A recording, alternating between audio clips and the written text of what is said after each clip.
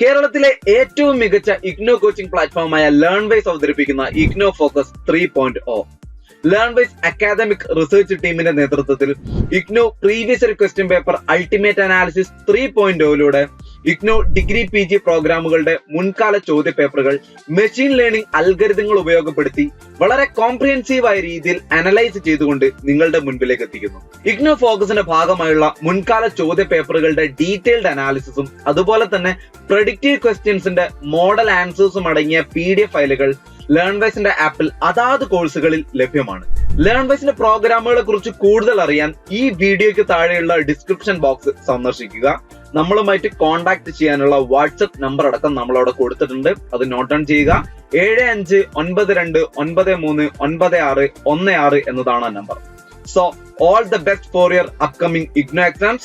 Thank you. Hi, hello everyone. Welcome back to IGNO Focus 3.0. അപ്പൊ നമുക്കറിയാം December 2024 ടേമിന്റെ examinations നടന്നുകൊണ്ടിരിക്കുന്ന ഒരു വേളയിലാണ് നമ്മളുള്ളത്.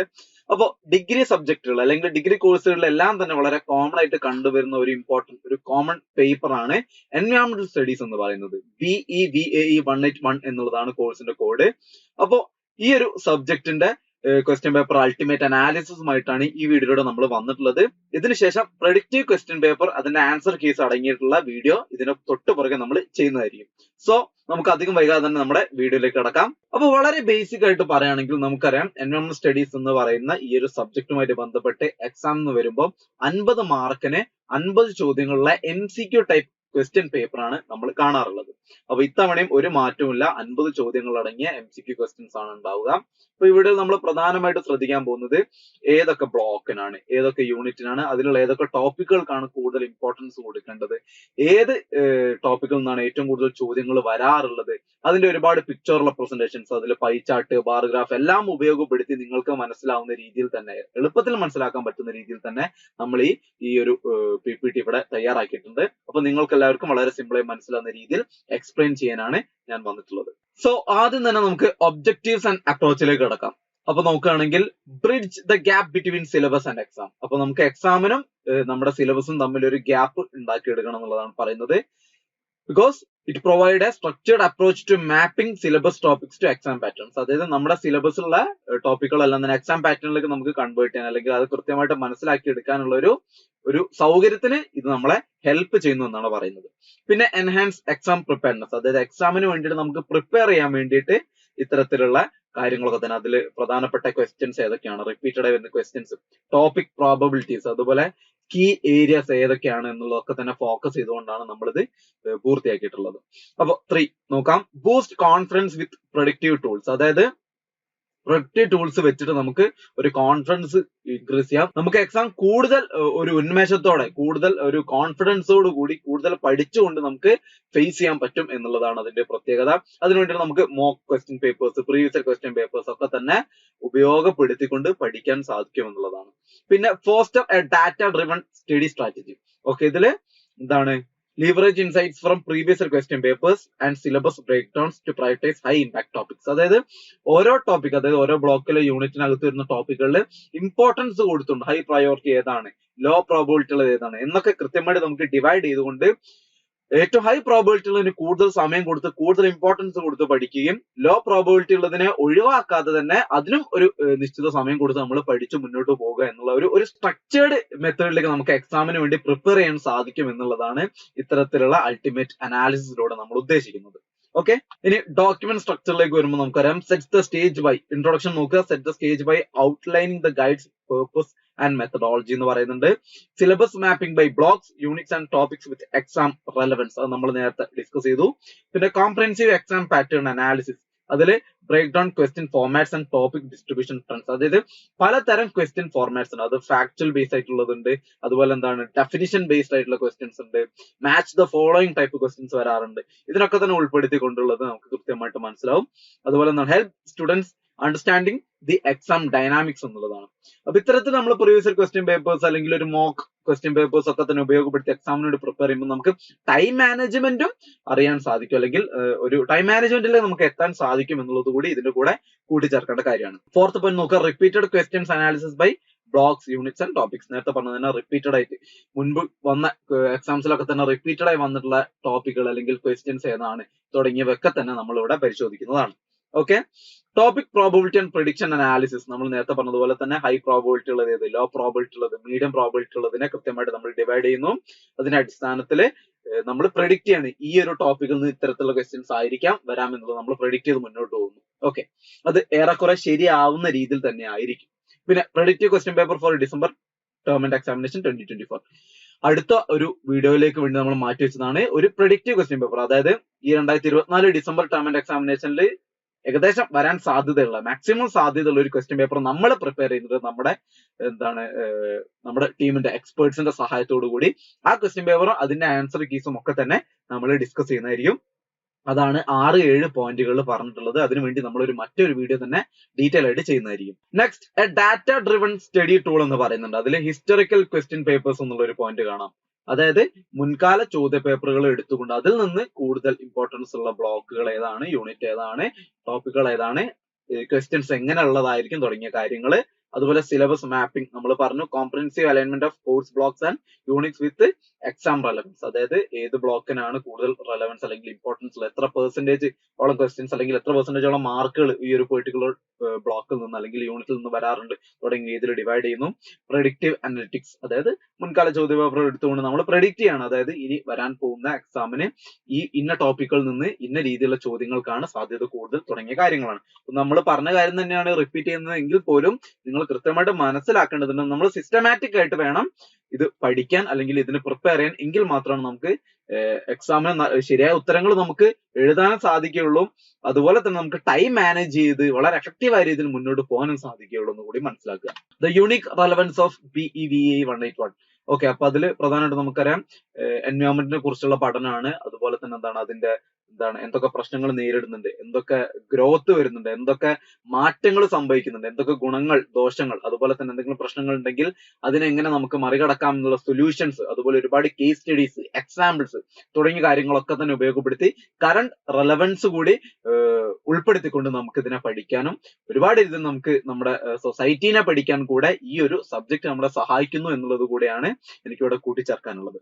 അതുപോലെ തന്നെ importance of predictive analysis and model answers എന്ന് പറയുന്നുണ്ട്. നമ്മൾ നേരത്തെ പറഞ്ഞതുപോലെ തന്നെ കൃത്യമായ രീതിയിൽ സിസ്റ്റമാറ്റിക് ആയ രീതിയിൽ നമ്മൾ ഇത് പഠിച്ചു മുന്നോട്ട് പോകുമ്പോൾ ഗുണം എന്താണെന്ന് വെച്ചാൽ നമുക്ക് ഈ സബ്ജക്റ്റിനെ കുറിച്ച് നല്ല രീതിയിൽ അവഗാഹം ഉണ്ടാവുകയും പരീക്ഷയിൽ നല്ല രീതിയിൽ നമുക്കത് ഔട്ട്പുട്ട് കൊടുക്കാൻ സാധിക്കുകയും ചെയ്യും എന്നുള്ളതാണ്. ഓക്കെ, ഇനി നമുക്ക് സിലബസ് മാപ്പിംഗിലേക്ക് വരാം.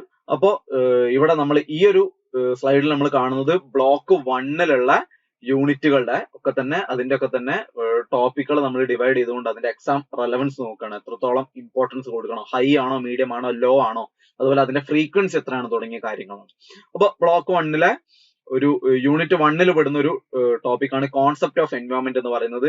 ഹൈ ഇമ്പോർട്ടൻസ് ആണ്, കാരണം ഫ്രീക്വൻസി 5 ആയിട്ട് കാണാം. പിന്നെ components and types of environment 3 ആണ്, ഫ്രീക്വൻസി ഒരു മീഡിയം ലെവലിൽ നമ്മൾ പരിഗണിക്കണം. ഹ്യൂമൻ എൻവയോൺമെന്റ് ആൻഡ് റിലേഷൻഷിപ്പ് എന്ന് പറയുന്നത് ഹൈ ഫ്രീക്വൻസി ആണ് അല്ലെങ്കിൽ ഇമ്പോർട്ടൻസ് ആണ്, കാരണം 4 തവണ ഫ്രീക്വന്റ് ആയിട്ട് വന്നിട്ടുണ്ട്. പിന്നെ sustainability and sustainable development high importance ആണ്, കാരണം 7 തവണയാണ് ഫ്രീക്വന്റ് ആയിട്ട് വന്നിട്ടുള്ളത്. പിന്നെ മൾട്ടി ഡിസിപ്ലിനറി നേച്ചർ ഓഫ് എൻവയോൺമെന്റൽ സ്റ്റഡീസ് ഉണ്ട്, മീഡിയം ലെവൽ, കാരണം ഒരു 2 തവണയൊക്കെയാണ് നമ്മൾ ഇതിന്റെ ഒരു ഫ്രീക്വൻസി കാണുന്നത്. പിന്നെ ഇമ്പോർട്ടൻസ് ഓഫ് എൻവയോൺമെന്റൽ സ്റ്റഡീസ് ലോ ആണ്, കാരണം ഒരു തവണയാണ് നമ്മൾ റിപ്പീറ്റ് ഇതിന് മുൻപ് ഒരു തവണ വന്നതായിട്ടൊക്കെ അല്ലെങ്കിൽ അതിന്റെ ഫ്രീക്വൻസി 1 ആയിട്ടാണ് നമുക്ക് പരിഗണിക്കാനാവുന്നത്. സോ അതൊരു ലോ ആണ് എന്ന് കരുതി ഒഴിവാക്കേണ്ട ഒരു ടോപ്പിക് ആണെന്നല്ല. നമ്മളുടെ ഇമ്പോർട്ടന്റ് ആയിട്ടുള്ള ടോപ്പിക്കുകളൊക്കെ പഠിച്ചതിന് ശേഷം ഇത് പഠിക്കാനും നമ്മൾ സമയം കൊടുക്കേണ്ടതായിട്ടുണ്ട്. ഇനി യൂണിറ്റ് 2-ലേക്ക് വരികയാണെങ്കിൽ എക്കോസിസ്റ്റംസ്, അതിന്റെ ഡെഫിനിഷൻസും ഫീച്ചേഴ്സും ചോദിക്കുമ്പോൾ ഹൈ ഇമ്പോർട്ടൻസ് കൊടുക്കണം. Food chain and trophic levels വളരെ ഇമ്പോർട്ടന്റ് ആയിട്ടുള്ള ടോപ്പിക്കാണ്, ഹൈ ഇമ്പോർട്ടൻസ് കൊടുക്കണം, കാരണം 8 ആണ് അതിന്റെ ഫ്രീക്വൻസി എന്ന് പറയുന്നത്. പിന്നെ ന്യൂട്രിയൻ സൈക്കിൾസ് ഉണ്ട്, അതുപോലെ മേജർ എക്കോസിസ്റ്റംസ് തുടങ്ങിയവയൊക്കെ ഹൈ പ്രോബബിലിറ്റിയിൽ വരുന്നതാണ്. പിന്നെ എക്കോളജിക്കൽ സക്സഷൻ ഒരു മീഡിയം ലെവൽ ഓഫ് ഇമ്പോർട്ടൻസ് കൊടുത്തുകൊണ്ട് നമുക്ക് മുന്നോട്ട് പോകാം. ഇനി അതിന്റെ കീ ഒബ്സർവേഷൻസിലേക്ക് വരികയാണെങ്കിൽ ഏറ്റവും കൂടുതൽ ഇമ്പോർട്ടൻസ് കൊടുക്കേണ്ട ബ്ലോക്ക് 1-ലെ ഏറ്റവും കൂടുതൽ ഇമ്പോർട്ടൻസ് കൊടുക്കേണ്ട ടോപ്പിക്സിലേക്ക് വരുമ്പോൾ സസ്റ്റൈനബിലിറ്റി, സസ്റ്റൈനബിൾ ഡെവലപ്മെന്റ് തുടങ്ങിയത് വളരെ ഫ്രീക്വന്റ് ആയിട്ട് വന്നിട്ടുള്ള ഒരു പാർട്ടാണ്. അതുപോലെ തന്നെ ഇമ്പോർട്ടന്റ് ആയിട്ടുള്ള മറ്റൊരു പാർട്ടാണ് എക്കോസിസ്റ്റംസ്, അതുപോലെ ട്രോഫിക് ലെവൽസുമായിട്ട് ബന്ധപ്പെട്ടുകൊണ്ടുള്ള ചോദ്യങ്ങൾ. ഓക്കെ, നമുക്ക് ബ്ലോക്ക് 2-ലേക്ക് വരാം. നാച്ചുറൽ റിസോഴ്സസ് എന്നാണ് ബ്ലോക്കിന്റെ പേര്. നോക്കുകയാണെങ്കിൽ യൂണിറ്റ് 4-ൽ നിന്ന് 3 ടോപ്പിക്കുകൾ വളരെ ഇമ്പോർട്ടന്റ് ആണ് കേട്ടോ. അതാണ് renewable and non renewable resources ഉണ്ട്, അതുപോലെ water cycle and water conservation. ഇതൊക്കെ ഹൈ ഇമ്പോർട്ടൻസ് കൊടുക്കേണ്ട ടോപ്പിക്കുകളാണ്. പിന്നെ soil formation and land use management ഒരു മീഡിയം ഇമ്പോർട്ടൻസ് കൊടുക്കാം. ഇനി യൂണിറ്റ് 5ലേക്ക് വന്നാൽ ഫോറസ്റ്റ് റിസോഴ്സസ് ആൻഡ് ഡീഫോറസ്റ്റേഷൻ ഉണ്ട്. ഹൈ പ്രോബിലിറ്റി ആണ്, കാരണം 7 തവണയൊക്കെ ഫ്രീക്വന്റ് ആയിട്ട് വന്നിട്ടുണ്ട്. മൈനിങ് ആൻഡ് ഡാം ഇമ്പാക്ട്സ് അത് ഒരു മീഡിയം ഇമ്പോർട്ടൻസ് കൊടുത്ത് മുന്നോട്ട് പോകാം. പിന്നെ വരുന്നതാണ് യൂണിറ്റ് 6ലുള്ള ബയോഡൈവേഴ്സിറ്റി, അതിന്റെ ഡെഫിനിഷൻസും ലെവൽസും ഹൈ ഇമ്പോർട്ടൻസ് കൊടുക്കണം. Biodiversity hotspots and India's biogeographic zones അതും ഇമ്പോർട്ടന്റ്. അതായത് ഇന്ത്യയിൽ നമുക്കറിയാം 4 ബയോഡൈവേഴ്സിറ്റി ഹോട്ട്സ്പോട്ട്സ് ആണുള്ളത്. അതുമായിട്ട് ബന്ധപ്പെട്ടുകൊണ്ടുള്ള ഇമ്പോർട്ടന്റ് ആയിട്ടുള്ള ചോദ്യങ്ങൾക്കൊക്കെ വളരെ വലിയ രീതിയിലുള്ള ഒരു സാധ്യത നമ്മൾ കൽപ്പിക്കുന്നു. പിന്നെ യൂണിറ്റ് 6ൽ വരുന്ന മറ്റൊരു പോയിന്റ് ആണ് യൂസ് വാല്യൂസ് ഓഫ് ബയോഡൈവേഴ്സിറ്റി. അതും ഹൈ പ്രോബബിലിറ്റി വരുന്ന ഒരു ടോപ്പിക് തന്നെയാണ്. അപ്പൊ ഇതിലെ ഒരു ഒബ്സർവേഷനിലേക്ക് വരുമ്പോൾ ഫോറസ്റ്റ് റിസോഴ്സസ് അതുപോലെ ബയോഡൈവേഴ്സിറ്റിയുമായിട്ട് ബന്ധപ്പെട്ടുകൊണ്ട് ഒരുപാട് ചോദ്യങ്ങൾക്ക് സാധ്യതയുണ്ട്. പിന്നെ വാട്ടർ റിസോഴ്സസ് അതുമായിട്ട് ബന്ധപ്പെട്ട് അല്ലെങ്കിൽ അതിന്റെ വാട്ടർ റിസോഴ്സസ് കൺസർവേഷനുമായിട്ട് ബന്ധപ്പെട്ടുകൊണ്ടുള്ള ഒരുപാട് കാര്യങ്ങളുമായി ബന്ധപ്പെട്ട ചോദ്യങ്ങൾക്കും സാധ്യതയേറെയാണ്.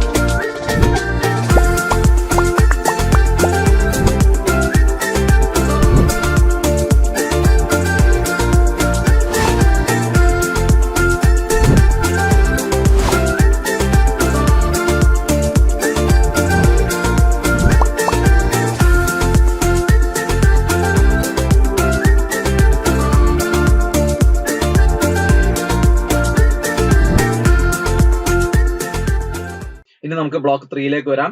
എൻവയോൺമെന്റൽ ഇഷ്യൂസ് ആൻഡ് കൺസേൺസ് എന്ന് പറയുന്നത്. അപ്പൊ അതില് യൂണിറ്റ് 8, 9, 10, 11 ഈ 4 യൂണിറ്റുകൾ ഉൾക്കൊള്ളുന്ന ഒരു ബ്ലോക്ക് ആണിത്. അതിൽ യൂണിറ്റ് 8ലേക്ക് വരുമ്പോൾ കോസസ് ഓഫ് ബയോഡൈവേഴ്സിറ്റി ലോസ് ഒരു ഹൈ ഇമ്പോർട്ടൻസ് കൊടുക്കണം. ഹ്യൂമൻ വൈൽഡ് ലൈഫ് കോൺഫ്ലിക്റ്റ് ഒരു മീഡിയം ഇമ്പോർട്ടൻസ് കൊടുക്കുക. ഇൻസിറ്റു ആൻഡ് എക്സിറ്റു കൺസർവേഷൻ കുറച്ച് റീസെന്റ് ആയിട്ടുള്ള ക്വസ്റ്റ്യൻ പേപ്പേഴ്സിലൊക്കെ വളരെയധികം ഇമ്പോർട്ടൻസ് കൂടിയിട്ടുള്ള ഒരു മേഖലയാണ് ഇൻസിറ്റു ആൻഡ് എക്സിറ്റു കൺസർവേഷൻ. അതെന്താണെന്നൊക്കെ നമ്മൾ വഴിയെ അറിയും. അതിനും ഹൈ ഇമ്പോർട്ടൻസ് കൊടുക്കുക. എൻവയോൺമെന്റൽ പൊല്യൂഷൻ അത് എയർ പൊല്യൂഷൻ ഉണ്ട്, വാട്ടർ പൊല്യൂഷൻ ഉണ്ട്, സോയിൽ ഉണ്ട് തുടങ്ങിയതിന്റെ ഒക്കെ തന്നെ ഒരു ഇതിലേക്ക് വരുമ്പോൾ അത് 9ാമത്തെ യൂണിറ്റ് ആണ് കേട്ടോ. അത് ഹൈ ഇമ്പോർട്ടൻസ് കൊടുക്കണം. പിന്നെ ഒരു മീഡിയം ഇമ്പോർട്ടൻസ് കൊടുക്കേണ്ട 9ാമത്തെ യൂണിറ്റിലെ ഒരു പ്രധാന ടോപ്പിക് ആയിട്ട് തന്നെ നമ്മൾ പറയണം ഭോപ്പാൽ ഗ്യാസ് ട്രാജഡി. അതിന്റെ കേസ് സ്റ്റഡിയുമായിട്ട് ബന്ധപ്പെട്ടുകൊണ്ടുള്ള ചോദ്യം. ഏത് ഗ്യാസ് ആണ് ലീക്ക് ആയത്? നമുക്കറിയാം മീഥൈൽ ഐസോസൈനേറ്റ് ആണ് അല്ലെ. വർഷം ഏതാണ്, മരണം എങ്ങനെയാണ്, അതുമായിട്ട് ബന്ധപ്പെട്ട ചോദ്യങ്ങൾക്ക് സാധ്യതയുണ്ട്. ഇനി 10ാമത്തെ യൂണിറ്റിലേക്ക് വരുമ്പോൾ waste management concepts high importance ആണ്. Hazardous waste and disposal methods high important. Global warming and climate change very high important. അതുപോലെ ozone depletion and acid rain ഒരു മീഡിയം ഇമ്പോർട്ടൻസ് എന്നുള്ള രീതിയിലാണ് നമ്മൾ ബ്ലോക്ക് 3 കാണുന്നത്. അതിൽ പ്രധാനമായിട്ട് നമ്മുടെ കീ ഒബ്സർവേഷനിലേക്ക് വരുമ്പോൾ പൊല്യൂഷൻ ആൻഡ് വേസ്റ്റ് മാനേജ്മെന്റ് വളരെ ഡോമിനന്റ് ആയിട്ടുള്ള ഒരു ടോപ്പിക് ആണ്. വളരെ ഇമ്പോർട്ടന്റ് ആയിട്ട് നമ്മൾ പരിഗണിക്കണം. ഗ്ലോബൽ എൻവയോൺമെന്റൽ ഇഷ്യൂസ് ലൈക്ക് ക്ലൈമറ്റ് ചേഞ്ചും അതിന്റെ ഹൈ ഇമ്പാക്ട് ഏരിയാസുമായിട്ട് ബന്ധപ്പെട്ട ചോദ്യങ്ങൾക്ക് സാധ്യത ഏറെയാണ്.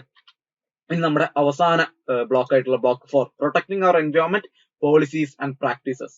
ഇതിൽ 12, 13, 14 എന്നിങ്ങനെ 3 യൂണിറ്റുകളാണുള്ളത്. അതിൽ 12ലേക്ക് വരുമ്പോൾ national and international legislations legal സൈഡാണ് കൂടുതൽ നമ്മൾ ഇതിൽ ശ്രദ്ധിക്കുന്നത്. ഹൈ ഇമ്പോർട്ടൻസ് കൊടുക്കണം. പിന്നെ അതിൽ എന്താണ് ലെജിസ്ലേഷൻസ് അല്ലെങ്കിൽ ലീഗൽ കാര്യങ്ങൾ പറയുമ്പോൾ നമുക്ക് ഒരുപാട് ഇതിന്റെ മീറ്റപ്സ് ഇപ്പോ റിയോ നമുക്കറിയാം സമ്മിറ്റുകൾ ഉണ്ട്. അങ്ങനെയുള്ള സമ്മിറ്റുകളെ കുറിച്ചൊക്കെ നമ്മൾ അറിഞ്ഞിരിക്കണം. പിന്നെ മോണിറ്ററിംഗ് ആൻഡ് എൻഫോഴ്സ്മെന്റ് ഇൻസ്റ്റിറ്റ്യൂഷൻസ് ഉണ്ട്. അതിനുമായിട്ട് ബന്ധപ്പെട്ട ഒരു മീഡിയം ലെവൽ അല്ലെങ്കിൽ മീഡിയം ഇമ്പോർട്ടൻസ് കൊടുക്കേണ്ടതായിട്ടുണ്ട്. Human population growth and environment നമ്മുടെ പോപ്പുലേഷൻ ഗ്രോത്ത് എങ്ങനെ എൻവയോൺമെന്റിനെ ബാധിക്കുന്നതുമായിട്ട് ബന്ധപ്പെട്ട ടോപ്പിക്കിൽ നിന്ന് ഹൈ ഇമ്പോർട്ടൻസ് കൊടുത്തുകൊണ്ട് തന്നെ ചോദ്യങ്ങൾ വരുന്നതിനെ നമ്മൾ പരിഗണിക്കേണ്ടതുണ്ട്. ഓക്കെ, അത് 13ാമത്തെ യൂണിറ്റ് ആയിരുന്നു. അതുപോലെ 13ാം യൂണിറ്റിലെ മറ്റൊരു മീഡിയം ലെവൽ ഇമ്പോർട്ടൻസ് കൊടുക്കേണ്ടതാണ് ഡിസാസ്റ്റർ മാനേജ്മെന്റ് ആൻഡ് റീസെറ്റിൽമെന്റ് എന്ന് പറയുന്നത്. ഇനി അവസാന യൂണിറ്റിലേക്ക് വരുമ്പോൾ എൻവയോൺമെന്റൽ എത്തിക്സ് ആൻഡ് ജസ്റ്റിസ് എന്ന് പറയുന്നത് ഹൈ ഇമ്പോർട്ടൻസ് കൊടുക്കേണ്ട ഒരു ടോപ്പിക് ആണ്. ഇനി മീഡിയം ഇമ്പോർട്ടൻസ് കൊടുക്കേണ്ട ഒരു ടോപ്പിക് ആണ് ഈക്വിറ്റി ആൻഡ് റിലീജിയസ് ടീച്ചിങ്സ് എന്ന് പറയുന്നത്. ഓക്കെ, അപ്പൊ ഇതിലെ ഒരു കീ ഒബ്സർവേഷനിലേക്ക് നമ്മൾ ഫൈനൽ ആയിട്ട് വരുമ്പോൾ എൻവയോൺമെന്റൽ legislation and ethics are significant for exams എന്ന് പറയുന്നു. Disaster management topics receive moderate emphasis. Okay, അപ്പോൾ ഡിസാസ്റ്റർ മാനേജ്മെന്റ് ബന്ധപ്പെട്ട ടോപ്പിക്കുകൾക്കും ഒട്ടും ഇമ്പോർട്ടൻസ് കൊടുക്കാതെ പോവരുത് എന്നുള്ളതാണ് പറയാനുള്ളത്.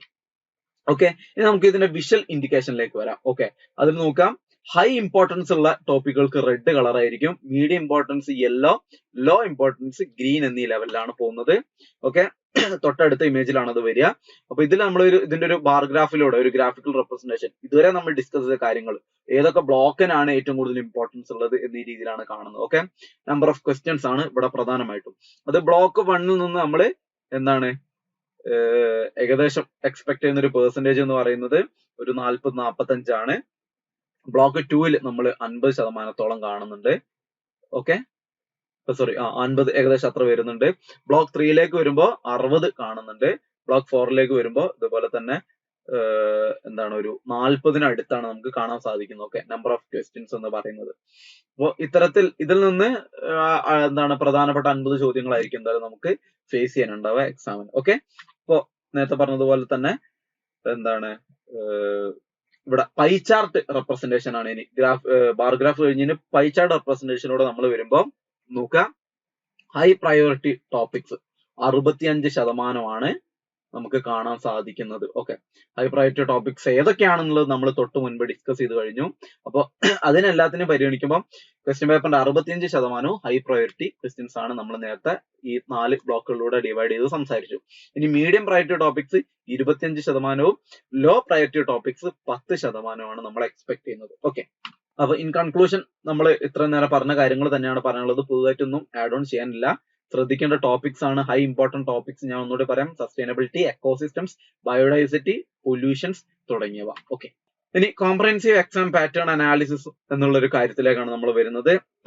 ഇതിലേക്ക് വരുമ്പോൾ നമുക്ക് ഇവിടെ ക്വസ്റ്റ്യൻ ഫോർമാറ്റ്സ് നമുക്കറിയാം. ഞാൻ നേരത്തെ പറഞ്ഞതുപോലെ MCQ ടൈപ്പ് ക്വസ്റ്റ്യൻസ് ആണ്. ഓരോ ക്വസ്റ്റ്യനും 1 മാർക്കാണ്. അങ്ങനെ 50 മാർക്കിന്റെ ക്വസ്റ്റ്യൻ ആണ്. 2 മണിക്കൂറിനാണ് പരീക്ഷ ഉണ്ടാവുക തുടങ്ങിയ കാര്യങ്ങളൊക്കെ ഓർക്കുക. ഓക്കെ, അതിൽ നമുക്ക് കോൺസെപ്റ്റ് ബേസ്ഡ് ക്വസ്റ്റ്യൻസിലേക്ക് ആദ്യം വരാം. എന്തെങ്കിലും ഒരു പെർട്ടിക്കുലർ കോൺസെപ്റ്റുമായി ബന്ധപ്പെട്ടുള്ളതായിരിക്കും. ഓക്കെ, അപ്പൊ അതാ എക്സാമ്പിൾ നോക്കുകയാണെങ്കിൽ what is average salinity of sea water എന്നുള്ളത്.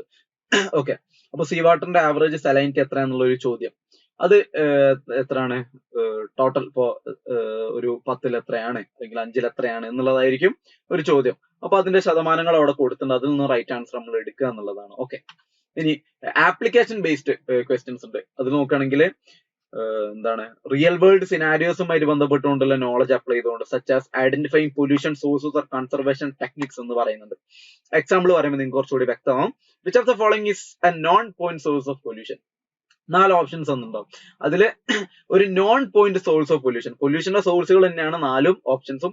അതിൽ ഒന്നിന് കൃത്യമായിട്ട് നമുക്കൊരു ഉത്ഭവ സ്ഥാനം പറയാൻ സാധിക്കില്ല. അത് ഏതായിരിക്കും എന്നുള്ളതാണ്. ഓപ്ഷൻസ് നോക്കുകയാണെങ്കിൽ റൺ ഓഫ്സ് വരുന്നുണ്ട്, എന്താണ് അഗ്രികൾച്ചർ ഫീൽഡുകളിൽ നിന്നുള്ള, പിന്നെന്താണ് പവർ പ്ലാന്റ്സ് നിന്നുള്ള എമിഷൻസ് ഉണ്ട്, എഫ്ലുവന്റ് ഡിസ്ചാർജ് ഫ്രം ഫാക്ടറീസ് ഉണ്ട്, മുനിസിപ്പൽ വേസ്റ്റ് വാട്ടർ ഉണ്ട്. നമുക്ക് കൃത്യമായിട്ട് അറിയാം റൺ ഓഫ്സ് മഴയിലൂടെ ഉണ്ടാകുന്ന അഗ്രികൾച്ചർ ലാൻഡിലേക്ക് കടന്നു വരുന്ന റൺ ഓഫ്സ് കൃത്യമായിട്ട് അതിന്റെ ഒരു ഉത്ഭവ സ്ഥാനം പറയാൻ സാധിക്കും. ഒരുപാട് ഭാഗത്തുനിന്ന് ഒലിച്ച് മിക്സ് ചെയ്തിട്ടാണ് അത് വരുന്നത് കൊണ്ട് നമുക്കൊരു കൃത്യമായിട്ടുള്ള ഒരു സോഴ്സ് പറയാൻ സാധിക്കില്ല. ഓക്കെ, ഇനി നമുക്ക് match the following type of questions വരുന്നുണ്ട്. ഇപ്പൊ നോക്കുകയാണെങ്കിൽ എന്താണ് എക്സാമ്പിൾ നിങ്ങൾക്ക് കാണുമ്പോൾ തന്നെ കൃത്യമായിട്ട് മനസ്സിലാവും അല്ലെ. മാച്ച് ദ ഫോളോയിങ്, അതിൽ നോയ്സ്, ടോക്സിൻസ്, ഫ്ലഡ്സ് എന്നുള്ള 4 ഓപ്ഷൻസ് ഇവിടെ കാണുമ്പോൾ സോഷ്യോളജിക്കൽ ആണ്, കെമിക്കൽ ആണ്, ഹൈഡ്രോളജിക്കൽ ആണ്. അപ്പൊ ഇത് എന്ത് തരത്തിലുള്ള ഒരു ഇമ്പാക്ട് ആണ് ഉണ്ടാക്കുന്നതായിരിക്കും. ഓക്കെ, ഇപ്പൊ നോയ്സ് എന്ന് പറയുമ്പോൾ ഒരു സോഷ്യോളജിക്കൽ ആയിട്ടുള്ള ഒരു ഇമ്പാക്ട് ഉണ്ടാക്കാം. ടോക്സിൻസ് എന്ന് പറയുമ്പോൾ എന്താണ് നമുക്കറിയാം കെമിക്കൽ ആയിട്ടുള്ള ഒരു ഇമ്പാക്ട് ആണ് ഉണ്ടാക്കുന്നത് അല്ലെ. നമ്മളെ ഭക്ഷണത്തിലൂടെ ഒക്കെ ടോക്സിക് ആയിട്ടുള്ള എന്തെങ്കിലും നമ്മുടെ ശരീരത്തിലേക്ക് കടക്കുമ്പോൾ. പിന്നെ ഫ്ലഡ്സ് ഹൈഡ്രോളജിക്കൽ, എന്താണ് ജലാശയവുമായിട്ട് ബന്ധപ്പെട്ടുകൊണ്ടുള്ള ഒരു ഡിസാസ്റ്റർ ആണെന്ന് നമുക്കറിയാം.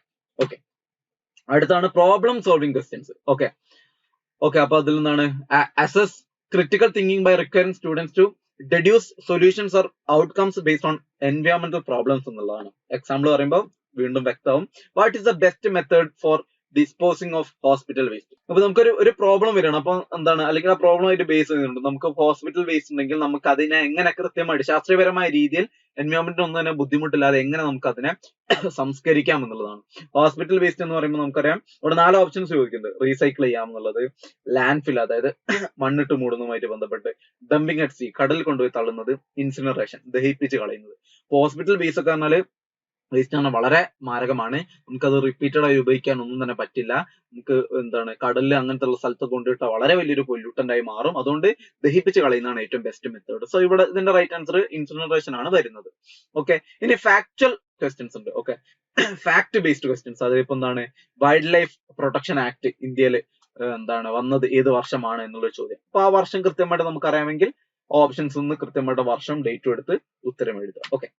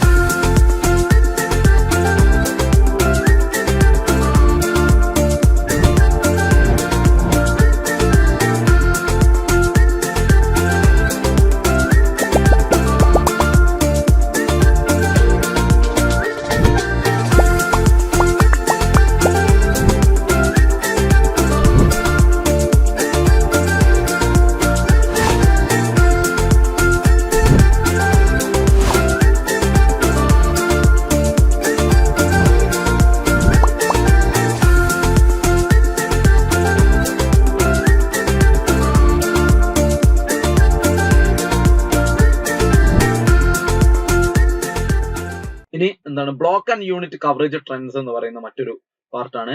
അതിൽ റിക്കറിംഗ് ബ്ലോക്സ് ആൻഡ് യൂണിറ്റ്സ്, അതായത് റിപ്പീറ്റഡ് ആയി വരുന്ന ബ്ലോക്സ് യൂണിറ്റ്സ് ഒക്കെ തന്നെ നമ്മൾ പരിശോധിക്കാൻ പോവാണ്. അതിൽ ബ്ലോക്ക് 1 നമ്മൾ പ്രധാനമായിട്ടും വരാൻ പോകുന്ന ടൈപ്പ് ഓഫ് ക്വസ്റ്റ്യൻസ് ടോപ്പിക്സ് ഒക്കെയാണ് നോക്കുന്നത്. എന്താണ് concept of environment, sustainability, ecosystems, അതുപോലെ അതിന്റെ കോമ്പണൻസ് തുടങ്ങിയവയാണ് പ്രധാന ടോപ്പിക്സ്. അപ്പോ സ്ഥിരമായിട്ട് വരാൻ സാധ്യതയുള്ള അല്ലെങ്കിൽ വന്നുകൊണ്ടിരിക്കുന്ന ചോദ്യങ്ങൾ നോക്കുകയാണെങ്കിൽ എന്താണ്, വാട്ട് ഈസ് ആൻ എക്കോസിസ്റ്റം എന്നുള്ളത് ഒരു ബേസിക് ആയിട്ട് സ്ഥിരമായിട്ട് കണ്ടുവരുന്ന ടൈപ്പ് ഓഫ് ക്വസ്റ്റ്യൻസ് ആണ്. പിന്നെ ബ്ലോക്ക് 2 വരുമ്പോൾ നാച്ചുറൽ റിസോഴ്സ് എന്നാണ് ബ്ലോക്കിന്റെ പേര്. ടോപ്പിക്സ് പ്രധാനമായിട്ടും ലാൻഡ് ആൻഡ് വാട്ടർ റിസോഴ്സസ് ഉണ്ട്, ബയോഡൈവേഴ്സിറ്റി, അതുപോലെ എനർജി റിസോഴ്സസുമായിട്ട് ബന്ധപ്പെട്ട ചോദ്യങ്ങൾ. എന്താണ് ടിപ്പിക്കൽ ക്വസ്റ്റ്യൻ ടൈപ്സ് നോക്കുകയാണെങ്കിൽ എന്താണ്, what are the renewable and non renewable resources ഒരു എക്സാമ്പിൾ ആണ്. അതുപോലെ ആപ്ലിക്കേഷൻ ബേസ്ഡ് ക്വസ്റ്റ്യൻസ് നോക്കുമ്പോൾ what is impact of deforestation on ecosystems, അല്ലെ? ഇത്തരത്തിലുള്ള ചോദ്യങ്ങൾ എന്താണ്, എക്കോസിസ്റ്റത്തിൽ എന്തൊക്കെയാണ് ഡിഫോറസ്റ്റേഷൻ കാരണം ഉണ്ടാകുന്ന ആഫ്റ്റർ എഫക്ട് നോക്കുമ്പോൾ നമുക്കറിയാം അല്ലെ, മണ്ണൊലിപ്പിന് സാധ്യതയുണ്ട്, അതുപോലെ എന്താ ചൂട് കൂടാൻ സാധ്യതയുണ്ട്, തുടങ്ങിയ ഒരുപാട് കാര്യങ്ങളൊക്കെ തന്നെ ഉത്തരങ്ങളാണ്. ഇനി ബ്ലോക്ക് 3 വരുമ്പോൾ എന്താണ്, biodiversity threads, pollution, waste management തുടങ്ങിയവയാണ് പ്രധാന ടോപ്പിക്കുകൾ. അതിൽ എന്താണ് പ്രോബ്ലം സോൾവിംഗ് ക്വസ്റ്റ്യൻസ്, പ്രധാനമായിട്ടും എന്താണ് methods of waste disposal, courses of eutrophication ഒക്കെ എക്സാമ്പിൾ ആയിട്ടുള്ള ചോദ്യങ്ങളാണ്. പിന്നെ ബ്ലോക്ക് 4 വന്നു കഴിഞ്ഞാൽ എന്താണ്, എൻവയോൺമെന്റൽ ലോസ് ഉണ്ട്, എത്തിക്സ് ഉണ്ട്, അതുപോലെ ഡിസാസ്റ്റർ മാനേജ്മെന്റുമായി ബന്ധപ്പെട്ട ചോദ്യങ്ങൾ. അതിൽ നോക്കുമ്പോൾ എന്താണ് ഫാക്ച്വൽ ക്വസ്റ്റ്യൻസ്, പ്രധാനമായിട്ട് ഫോറസ്റ്റ് റൈറ്റ്സ് ആക്ടിനെ കുറിച്ചുള്ള ചോദ്യങ്ങളൊക്കെ തന്നെ ഇതിൽ നിന്ന് നമുക്ക് എക്സ്പെക്ട് ചെയ്യാം. ഇനി key units and exam emphasis ആണ്. ഫ്രീക്വന്റ്ലി ടെസ്റ്റഡ് യൂണിറ്റ്സ് നോക്കുകയാണെങ്കിൽ യൂണിറ്റ് 2 അതിലെ എക്കോസിസ്റ്റംസ് നമുക്കറിയാം അല്ലെ, എന്താണ് എംഫസിസ് ഓൺ എക്കോസിസ്റ്റം കോമ്പണൻസ് ഉണ്ട്, ന്യൂട്രിയൻ സൈക്കിൾസ്, ട്രോഫിക് ലെവൽസ് തുടങ്ങിയവുമായിട്ട് ബന്ധപ്പെട്ട്. പിന്നെ യൂണിറ്റ് 5 വരുമ്പോൾ ഡീഫോറസ്റ്റേഷൻ, കൺസർവേഷൻ, ഫോറസ്റ്റ് റൈറ്റുമായിട്ട് ബന്ധപ്പെട്ടുള്ള ചോദ്യങ്ങൾ. യൂണിറ്റ് 9 വരുമ്പോൾ എയർ ആൻഡ് വാട്ടർ പൊല്യൂഷൻ ഉണ്ട്, നോയിസ് പൊല്യൂഷൻ ഉണ്ട്, ഹസാർഡസ് വേസ്റ്റുകളുമായിട്ട് ബന്ധപ്പെട്ട ചോദ്യങ്ങൾ ഉണ്ടാവും. യൂണിറ്റ് 12 വന്നു കഴിഞ്ഞാൽ important acts and their provisions, പ്രധാനപ്പെട്ട വൈൽഡ് ലൈഫ് പ്രൊട്ടക്ഷൻ ആക്ട്, എന്താണ് വൈൽഡ് ലൈഫ് റൈറ്റ്സ് ആക്ട് തുടങ്ങിയൊക്കെ തന്നെ ഇതിൽ ബന്ധപ്പെടുന്നു. ഇനി shifts in focus over recent exams, അതായത് റീസെന്റ് ആയിട്ട് കഴിഞ്ഞ എക്സാംസിലൊക്കെ തന്നെ ഇമ്പോർട്ടൻസ് മാറിയിട്ടുള്ള മറ്റു പല ടോപ്പിക്കുകൾ ഉണ്ട്. അതിനെ കുറിച്ചാണ് നമ്മൾ പറയുന്നത്. ക്ലൈമറ്റ് ചേഞ്ചുമായിട്ട് ബന്ധപ്പെട്ടുകൊണ്ടുള്ള ഗ്ലോബൽ കൺവെൻഷൻസ് അല്ലെ, അതുമായിട്ട് ബന്ധപ്പെട്ടുള്ള ചോദ്യങ്ങൾ കൂടുതലായിട്ട് നമുക്കറിയാം ജപ്പാനിൽ വെച്ച് നടത്തിയ ക്യോട്ടോ പ്രോട്ടോകോൾ, അതുപോലെ മോൺട്രിയൽ പ്രോട്ടോകോൾസ്, ഇതിനെ കുറിച്ചുള്ള ചോദ്യങ്ങൾക്കൊക്കെ തന്നെ സാധ്യത കൂടിയിട്ടുണ്ട്. More questions on renewable energy എന്ന് പറയുന്നുണ്ട്. ഓക്കെ, അതുപോലെ തന്നെ അതിന് കൺസർവേഷൻ ടെക്നിക്സ്, അതായത് എന്താണ് ഇപ്പൊ ഇൻസിറ്റു എക്സിറ്റു മെത്തേഡ്സ് ഒക്കെ നമുക്കറിയാലോ. ഇതുമായിട്ട് ബന്ധപ്പെട്ടൊക്കെ തന്നെയുള്ള ചോദ്യങ്ങൾക്ക് സാധ്യത കൂടിയിട്ടുണ്ട്. പിന്നെ greater emphasis on biodiversity hotspots. നമുക്കറിയാം ലോകത്ത് ഏകദേശം 36ഓളം ഹോട്ട്സ്പോട്ട്സ് ആണുള്ളത്. ഇന്ത്യയിൽ അതിൽ 4 ഉണ്ട്. അപ്പൊ അതുമായി ബന്ധപ്പെട്ട ചോദ്യങ്ങൾ, അതിന്റെ സിഗ്നിഫിക്കൻസ് ഒക്കെ തന്നെ ചോദ്യങ്ങളായിട്ട് ഇപ്പോ കൂടുതലായിട്ട് കണ്ടുവരുന്നുണ്ട്. ഓക്കെ, ഇനി മാർക്ക് ഡിസ്ട്രിബ്യൂഷൻ ട്രെൻഡ്സ് നോക്കുകയാണെങ്കിൽ നമുക്ക് ഓരോ ബ്ലോക്കുകളിലും ഏത് രീതിയിലാണ് മാർക്കുകൾ ഡിസ്ട്രിബ്യൂട്ട് ചെയ്തിട്ടുള്ളത് നോക്കാം. ഓക്കെ, അപ്പൊ ബ്ലോക്ക് 1 നോക്കുകയാണെങ്കിൽ നമുക്കറിയാം ഒരു ക്വസ്റ്റ്യൻ ഒരു മാർക്ക് ആകുമ്പോൾ നമ്മൾ എന്താണ് ആവറേജ് ക്വസ്റ്റ്യൻസ് നോക്കിയാൽ തന്നെ മനസ്സിലാവും ആവറേജ് മാർക്ക് എത്രയാണെന്നുള്ളത്. ഓക്കെ, ബ്ലോക്ക് 1 നിന്ന് കമ്പാരിറ്റീവ്ലി എന്താണ് കുറവാണ്, 10% അല്ലെങ്കിൽ 10ഓളം ചോദ്യങ്ങൾക്കുള്ള സാധ്യത കാണുന്നുണ്ട്. ബ്ലോക്ക് 2 അതുപോലെ ബ്ലോക്ക് 3 ഇവയിൽ നിന്ന് 15ഓളം ചോദ്യങ്ങൾ വീതം ആണ് നമ്മൾ കാണുന്നത്. ഇനി ബ്ലോക്ക് 4ലേക്ക് വരുമ്പോൾ വീണ്ടും അത് 10 ആവുന്നു. അപ്പൊ ഏറ്റവും കൂടുതൽ ഇമ്പോർട്ടൻസ് കൊടുക്കേണ്ട 2 ടോപ്പിക്കുകൾ ഒരു സംശയമില്ലാതെ നമുക്ക് പറയാം ബ്ലോക്ക് 2 ആൻഡ് ബ്ലോക്ക് 3 ആണ്. ഓക്കെ, ഇനി ഡിസ്ട്രിബ്യൂഷൻ ബൈ ക്വസ്റ്റ്യൻ ടൈപ്പ് നോക്കുകയാണെങ്കിൽ നമുക്കറിയാം 4 ടൈപ്പ് ഓഫ് ക്വസ്റ്റ്യൻസ് ആണുള്ളത് അല്ലെ. കോൺസെപ്റ്റ് ബേസ്ഡ് ക്വസ്റ്റ്യൻസ് ഉണ്ട്, ആപ്ലിക്കേഷൻ ബേസ്ഡ് ഉണ്ട്, ഫാക്ച്വൽ ബേസ്ഡ് ഉണ്ട്, മാച്ച് ദ ഫോളോയിങ് ഉണ്ട്. അതിൽ ഏറ്റവും കുറവ് സാധ്യതയുള്ള മാച്ച് ദ ഫോളോയിങ് ക്വസ്റ്റ്യൻസിന് തന്നെയാണ് 2-3 ചോദ്യങ്ങൾ മാക്സിമം വന്നാലായി. ഓക്കെ, ഏറ്റവും ഇമ്പോർട്ടൻസ് ഉള്ളത് കോൺസെപ്റ്റ് ബേസ്ഡ് ക്വസ്റ്റ്യൻസ് ആണ്, 40% ഉണ്ട്. പിന്നെ ആപ്ലിക്കേഷൻ ബേസ്ഡ് ചോദ്യങ്ങൾക്ക് 30%, അതുപോലെ ഫാക്ച്വൽ ബേസ്ഡ് ക്വസ്റ്റ്യൻസിന് 20% ആണ് നമ്മൾ കണക്കാക്കുന്നത്.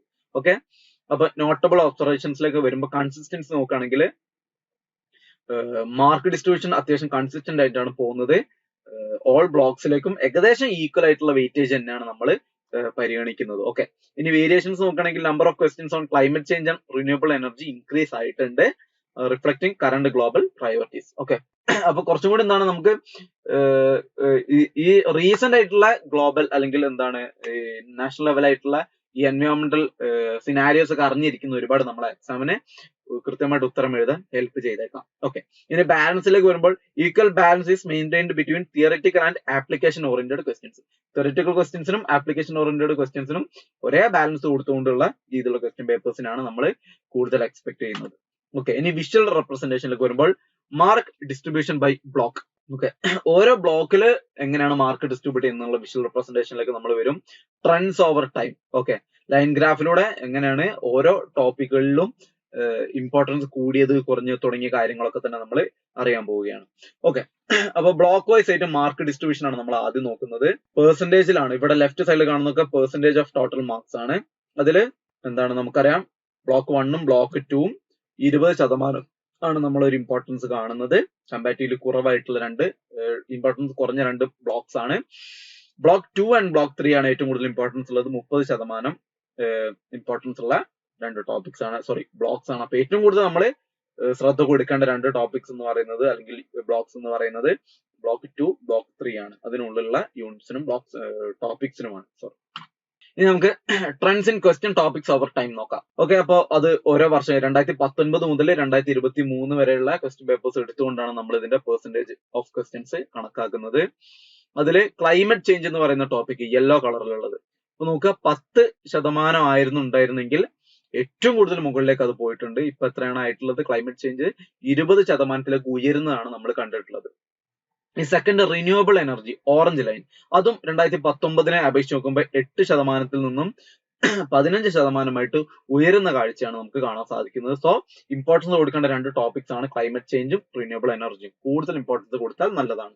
എന്നാൽ ബയോഡൈവേഴ്സിറ്റി എന്ന് പറയുന്ന ഒരു ടോപ്പിക്കിലേക്ക് വരുമ്പോൾ 15% നിന്നും അത് 12% കുറയുകയാണ് ചെയ്തത്. അപ്പം വരാൻ പോകുന്ന ക്വസ്റ്റ്യൻ പേപ്പേഴ്സിലൊക്കെ തന്നെ എന്താണ് ഇപ്പൊ 2023 കണക്ക് വരുമ്പോൾ കുറയുകയാണല്ലോ. ഇപ്പൊ 2024 കുറച്ച് ഇമ്പോർട്ടൻസ് കുറഞ്ഞ രീതിയിലാണ് നമ്മൾ എക്സ്പെക്ട് ചെയ്യുന്നത്. ഓക്കെ, ഇനി കീ ഇൻസൈറ്റ്സ് ആൻഡ് റെക്കമെൻഡേഷൻസ് നോക്കുകയാണെങ്കിൽ ഫോക്കസ് ഏരിയാസ് നമ്മൾ നേരത്തെ പറഞ്ഞതുപോലെ ബ്ലോക്ക് 2 ആൻഡ് ബ്ലോക്ക് 3 ആണ് ഏറ്റവും ഇമ്പോർട്ടൻസ് കൊടുക്കേണ്ടത്. സ്റ്റഡി സ്ട്രാറ്റജി നോക്കുകയാണെങ്കിൽ റിവ്യൂ ഹൈ പ്രയോറിറ്റി യൂണിറ്റ്സ്, ഏറ്റവും പ്രയോറിറ്റി കൊടുക്കപ്പെടേണ്ട യൂണിറ്റ്സിനെ കൂടുതൽ സമയം കൊടുത്തുകൊണ്ട് പഠിക്കുക. Example ecosystem, biodiversity threads, pollution control തുടങ്ങിയൊക്കെ വരുന്ന യൂണിറ്റ്സ്. പിന്നെ ടൈം മാനേജ്മെന്റ് വരുമ്പോൾ നമുക്കറിയാം allocate preparation time proportion to the mark distribution across blocks. ഏറ്റവും കൂടുതൽ പ്രോബബിലിറ്റി ഉള്ള അല്ലെങ്കിൽ ഏറ്റവും കൂടുതൽ ഇമ്പോർട്ടൻസ് കൊടുക്കേണ്ടവയ്ക്ക് തന്നെ കൂടുതൽ സമയം നമ്മൾ അലോക്കേറ്റ് ചെയ്തുകൊണ്ട് പഠിക്കുക. ഇനി repeated questions analysis by blocks, units and topics എന്നുള്ളതാണ്.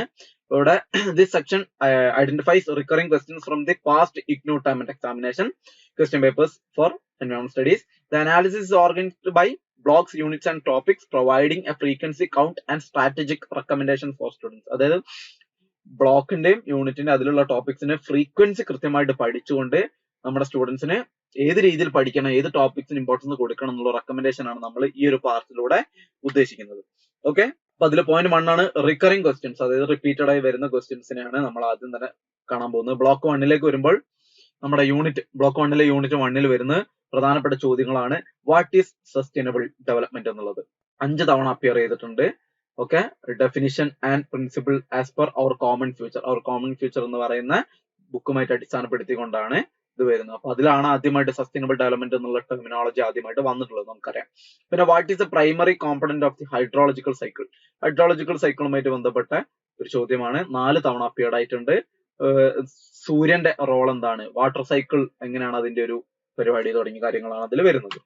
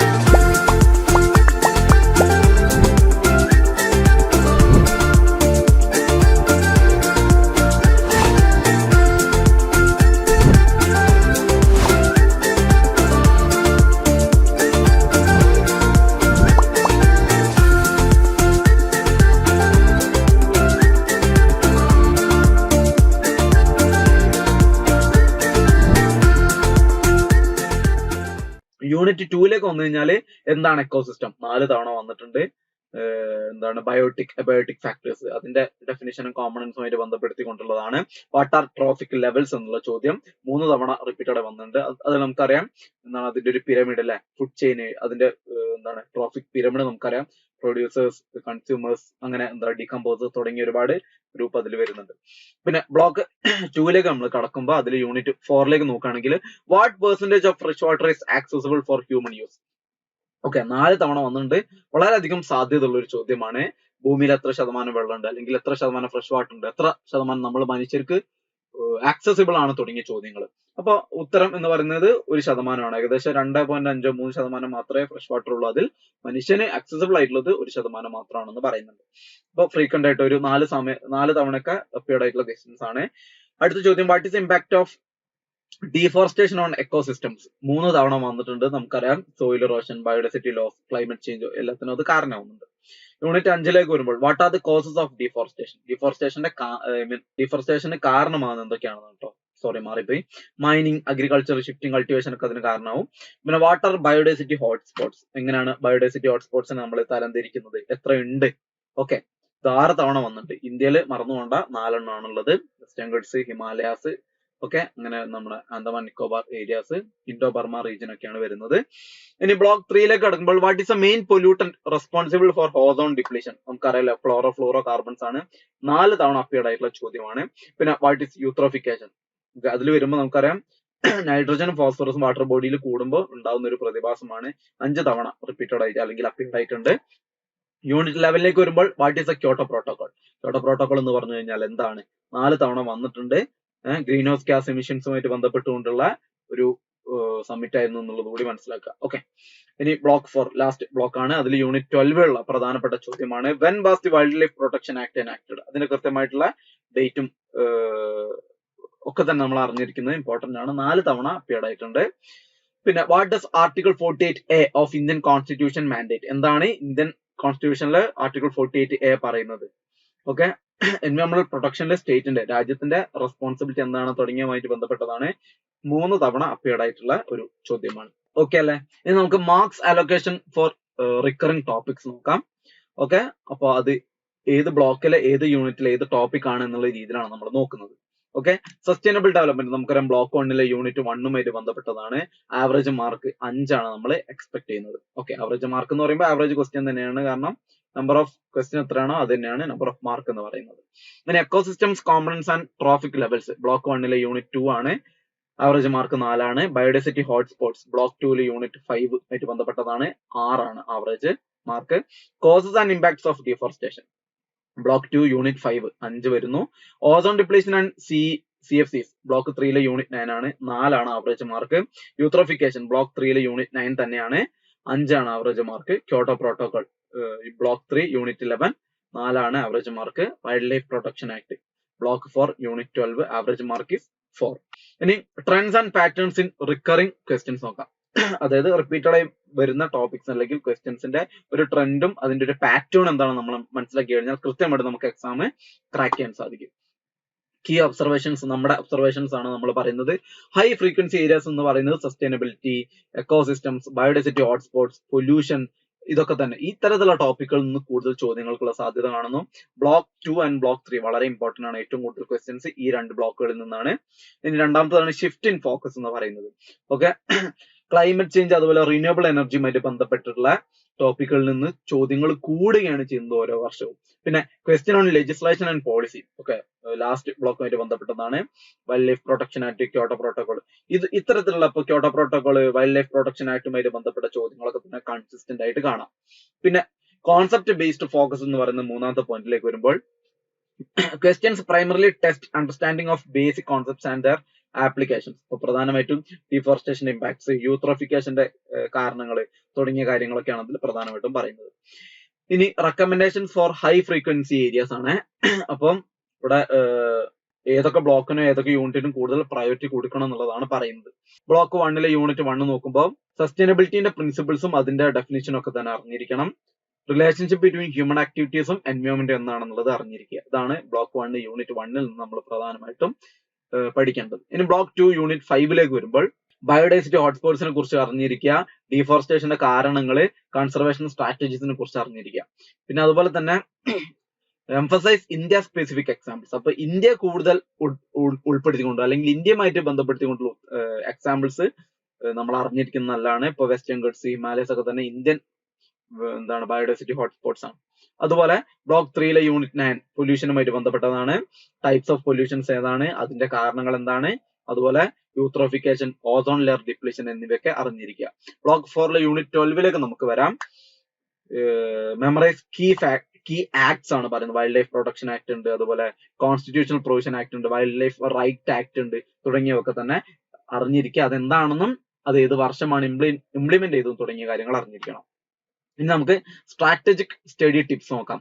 Repetition matters. ഓക്കെ, അപ്പോ റിപ്പീറ്റഡ് ആയി വരുന്ന ചോദ്യങ്ങൾക്ക് കൂടുതൽ ഇമ്പോർട്ടൻസ് കൊടുക്കുക. ആ ചോദ്യങ്ങൾ ഏകദേശം അതേ രീതിയിൽ തന്നെയാണ് വരാൻ സാധ്യതയുള്ളത്, അല്ലെങ്കിൽ ആ ചോദ്യത്തിൽ ഉൾപ്പെടുത്തിയിട്ടുള്ള കാര്യം എന്താണോ, ഉത്തരം എന്താണോ, അതിനെ കൂടുതൽ എംഫസൈസ് ചെയ്തുകൊണ്ടുള്ള ചോദ്യങ്ങൾക്ക് തന്നെയാണ് സാധ്യത കൂടുതൽ നമ്മൾ കൽപ്പിക്കുന്നത്. പിന്നെ പ്രാക്ടീസ് ആപ്ലിക്കേഷൻ ബേസ്ഡ് ക്വസ്റ്റ്യൻസ് എന്നുള്ളതാണ്. ഓക്കെ, അതായത് റിയൽ വേൾഡ് സിനാരിയുമായിട്ട് ബന്ധപ്പെട്ടുകൊണ്ട് ഇപ്പൊ സോൾവിങ് പൊല്യൂഷൻ അല്ലെങ്കിൽ കൺസർവേഷൻ പ്രോബ്ലംസ് തുടങ്ങിയൊക്കെ ആയിട്ട് ബന്ധപ്പെട്ട രീതിയിലുള്ള ചോദ്യങ്ങളെ കൂടുതൽ പരിഗണിക്കുക. പിന്നെ ടൈം മാനേജ്മെന്റ് ആണ്. നമ്മൾ പറഞ്ഞു പഠിക്കുമ്പോൾ തന്നെ ഏറ്റവും ഇമ്പോർട്ടൻസ് ഉള്ള ടോപ്പിക്സിന് കൂടുതൽ സമയം കൊടുത്ത് പഠിക്കുകയും അത്തരത്തിൽ തന്നെ നമുക്ക് എക്സാമിലും കൃത്യമായ ടൈം മാനേജ്മെന്റിലേക്ക് വരാനും സാധിക്കും എന്നുള്ളതാണ്. അടുത്തതാണ് വിഷ്വൽ റെപ്രസെന്റേഷൻ എന്ന് പറയുന്നത്.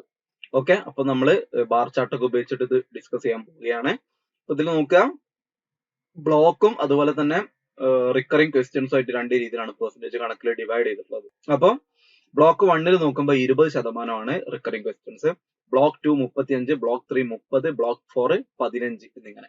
ഓക്കെ, അതിന്റെ ഒരു പൈ ചാർട്ടാണ് നമ്മളിവിടെ കാണുന്നത്. നോക്കുക, ഏറ്റവും കൂടുതൽ ഇമ്പോർട്ടന്റ് ഉള്ള ടോപ്പിക് ആണ്.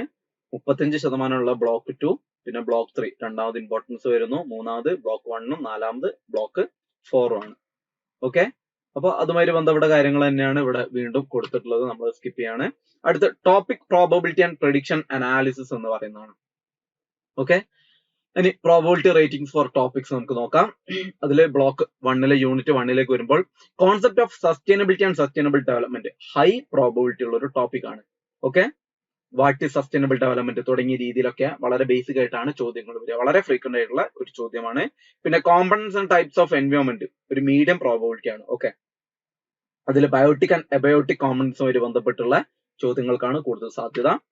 പിന്നെ യൂണിറ്റ് 2ലേക്ക് വരുമ്പോൾ എന്താണ് definition and functioning of ecosystems, high probability ഉള്ള ഒരു പാർട്ടാണ്. ഓക്കെ, ഈ യൂണിറ്റ് 2ലെ എങ്ങനെയാണ് എക്കോസിസ്റ്റംസിന്റെ ഡെഫിനിഷൻ എന്തൊക്കെ, അതിന്റെ ഫംഗ്ഷൻസ് എന്താണ്, അതിലാണ് എക്കോസിസ്റ്റം കോമൺസുമായിട്ട് ബന്ധപ്പെട്ടുള്ള ചോദ്യങ്ങൾ. പിന്നെ ട്രോഫിക് ലെവൽസ്, ഫുഡ് ചെയിൻസ്, അതൊരു മീഡിയം പ്രോബബിലിറ്റി ഉള്ള ടോപ്പിക്സ് ആണ്. ഓക്കെ, ഇതില് അപെക്സ് പ്രിഡേറ്റേഴ്സ്, അതുപോലെ ഇതിന്റെ പിരമിഡിക്കൽ ഒരു ഓർഡർ തുടങ്ങിയ കാര്യങ്ങളൊക്കെ നമ്മൾ അറിഞ്ഞിരിക്കണം. യൂണിറ്റ് 3ലേക്ക് വരുമ്പോൾ അക്വാറ്റിക് എക്കോസിസ്റ്റംസ് ആണ്, ഹൈ പ്രോബബിലിറ്റി ആണ്. ഓക്കെ, ഇപ്പൊ ഫ്രഷ് വാട്ടർ എക്കോസിസ്റ്റത്തെ കുറിച്ച്, മറൈൻ വാട്ടർ എക്കോസിസ്റ്റത്തെ കുറിച്ചൊക്കെ തന്നെ ചോദ്യങ്ങൾക്കുള്ള സാധ്യത വളരെ വലുത്. ഓക്കെ, യൂണിറ്റ് 4ലേക്ക് വരാൻ ബ്ലോക്ക് 2ൽ ഉൾപ്പെടുന്ന റിന്യൂവബിൾ വേസ്റ്റ്, നോൺ റിന്യൂവബിൾ റിസോഴ്സസുമായിട്ട് ബന്ധപ്പെട്ടുള്ള ഇതിന്റെ എന്താണ് ഡിഫറൻസിയേഷനുമായിട്ട് ബന്ധപ്പെട്ടുള്ള ചോദ്യമാവാം. ഓക്കെ, ഹൈ പ്രോബബിലിറ്റി ആണ് കേട്ടോ.